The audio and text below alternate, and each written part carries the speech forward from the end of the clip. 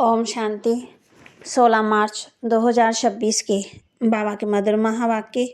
बाबा कहते मीठे बच्चे, योग से ही आत्मा की खाद निकलेगी, बाप से पूरा वर्षा मिलेगा, इसलिए जितना हो सके योग बल बढ़ाओ।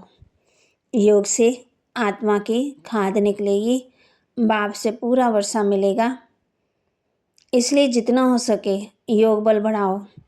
प्रश्न, देवी देवताओं के कर्म श्रेष्ठ थे, अभी सबके कर्म भ्रष्ट क्यों बने हैं?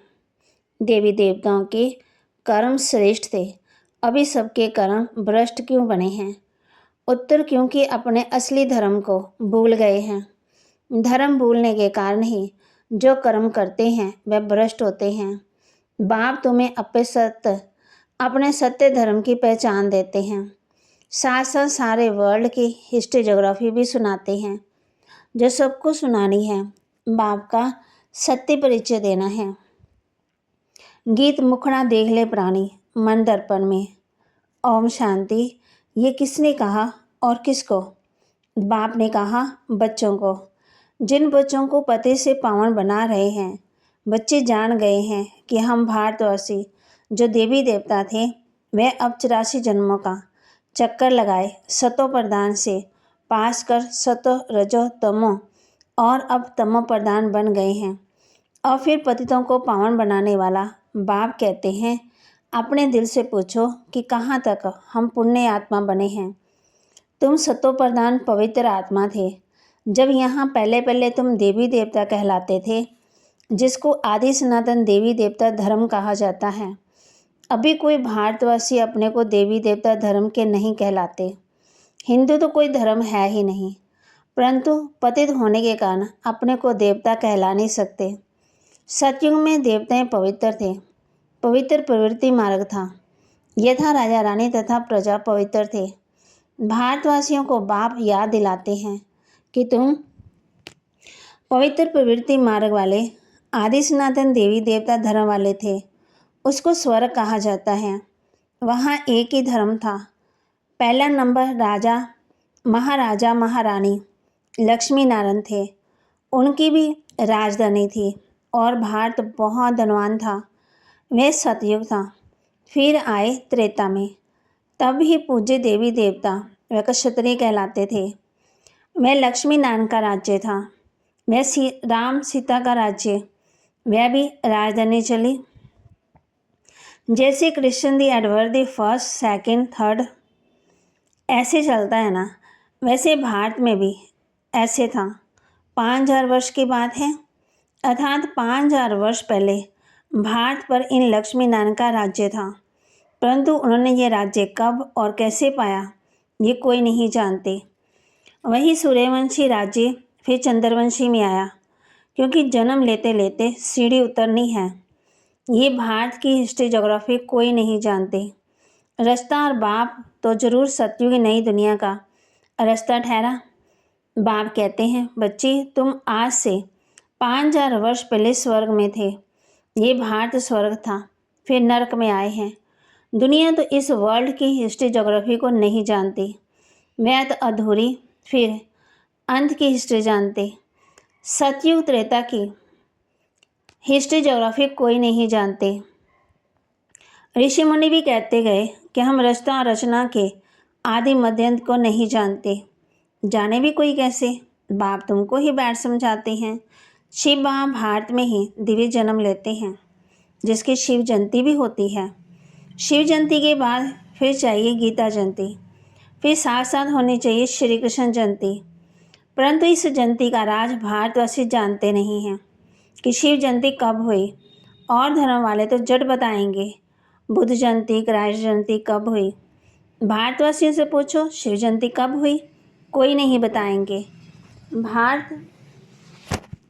भारत में शिव आए, शिव भारत में आए, आकर के क्या किया कोई नहीं जानते। शिव ठहरा सब आत्मा का बाप। आत्मा है अविनाशी। आत्मा एक श्रेष्ठ और दूसरा लेती है। ये 84 का चक्कर है। शास्त्रों में तो 84 लाख जन्म लिख दिए हैं। बाप आकर के राइट बताते हैं। बाप के सिवाय बाकी सब रचना और रचना के लिए झूठ ही बोलते हैं, क्योंकि ये है माया का राज्य। पहले तुम पार्स बुद्धि थे, भारत पार्सपुरी था, सोने हीरे ज्वार्थ के महल थे। बाप बैठ रचता और रचना के आदि मध्यंत का राज अर्थात दुनिया की हिस्ट्री ज्योग्राफी बताते हैं। भारतवासी ये नहीं जानते कि हम सो पहले पहले देवी देवता थे, अभी पतित कंगाल बन गए हैं, अपने धर्म को ही भूल गए हैं। ये भी ड्रामानुसार होना है, तो ये वर्ल्ड की हिस्ट्री ज्योग्राफी बुद्धि में आनी चाहिए ना।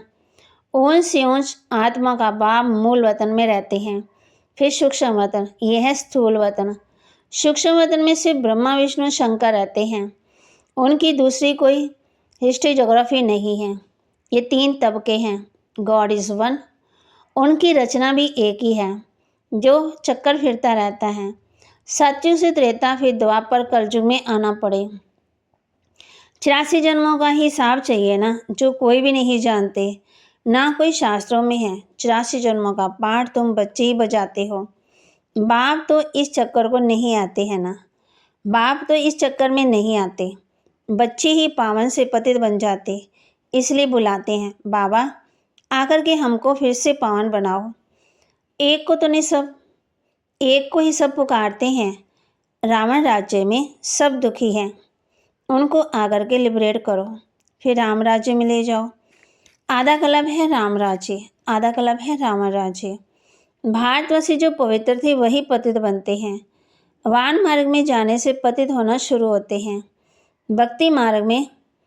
भक्ति मार्ग शुरू होता, अभी तुम बच्चों को ज्ञान सुनाया जाता है, जिससे आधा कल्प 21 जन्म के लिए तुम सुख का वर्षा पाते हो।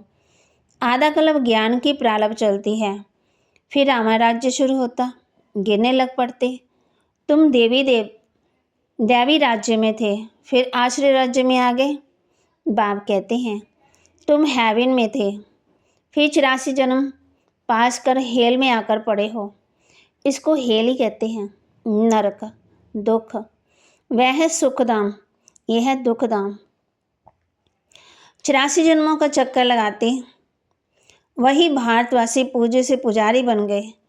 इसको ही वर्ल्ड की हिस्ट्री ज्योग्राफी कहा जाता है।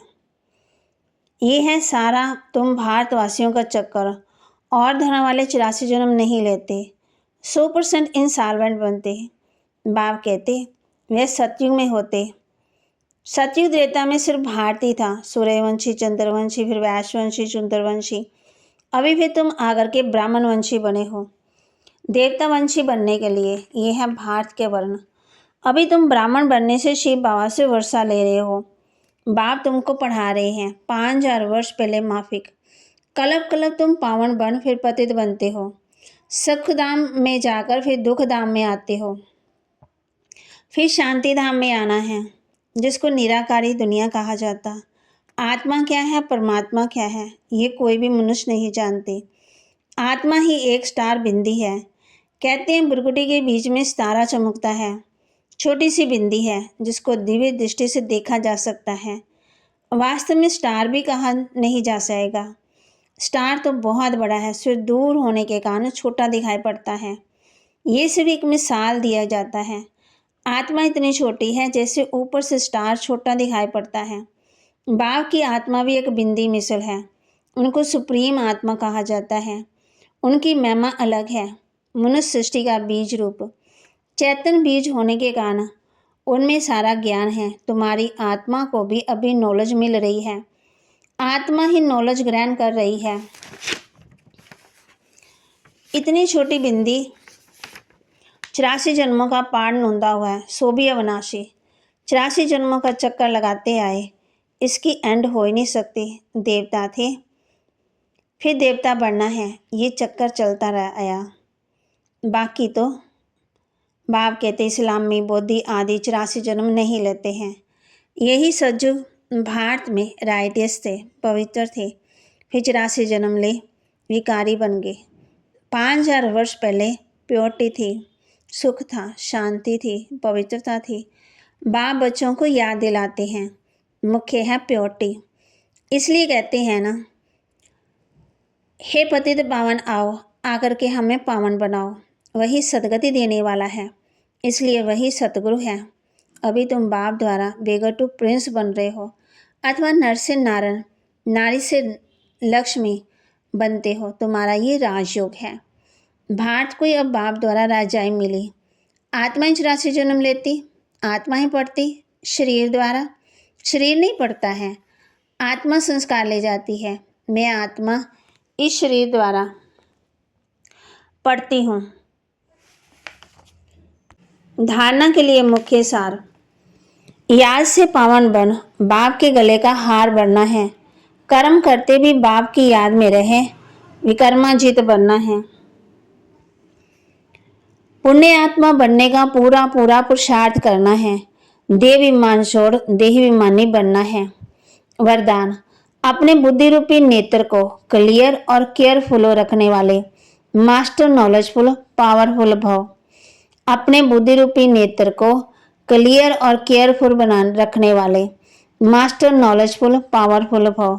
जैसे जोशी अपने जोशी की नॉलेज से, ग्रहों की नॉलेज से आने वाली आपदाओं को जान लेते हैं, ऐसे आप बच्चे इन एडवांस माया द्वारा आने वाले पेपर्स को परख कर पास विद ऑनर बनने के लिए अपने बुद्धि रूपी नेत्र को क्लियर बनाओ और केयरफुल रहो।